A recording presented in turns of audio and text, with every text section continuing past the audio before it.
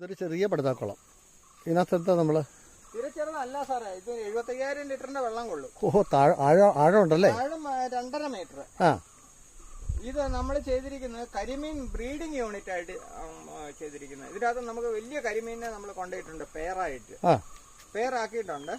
അപ്പൊ കുറച്ചുകൂടെ വളർന്നു കഴിഞ്ഞിട്ട് നമ്മൾ ഓരോ പേരിനെ വെച്ചിട്ട് ചെറിയ ടാങ്കിലേക്ക് മാറ്റും, എന്നിട്ട് ബ്രീഡ് ചെയ്യാൻ വേണ്ടിയിട്ടാണ്. ഓ ശരി. ഇത് ഫിഷറീസ് ഡിപ്പാർട്ട്മെന്റ് ഒരു സ്കീമാണ് കരിമീൻ ബ്രീഡിങ്. ഞാൻ ഇടുക്കിയിൽ ഉപ്പുതോട്ടിലാണ്. അപ്പൊ ഹൈറേഞ്ചിൽ ഇത്തരത്തിലുള്ള സംരംഭങ്ങൾ വിജയിക്കും അല്ലേ? കരിമീൻ അധികം ആൾക്കാർ ബ്രീഡിങ് ചെയ്തിട്ടില്ല.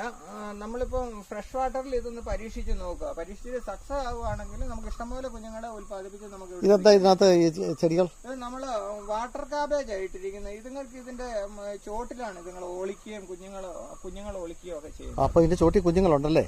ഇത് ഇപ്പൊ കുഞ്ഞുങ്ങളില്ല, ഇതിപ്പോ എല്ലാം പെയറാക്കി ഇട്ടിരിക്കുകയാണ്. ഇനിയിപ്പോ ഇത് മുട്ടയൊക്കെ ആയി കഴിയുന്ന സമയത്ത്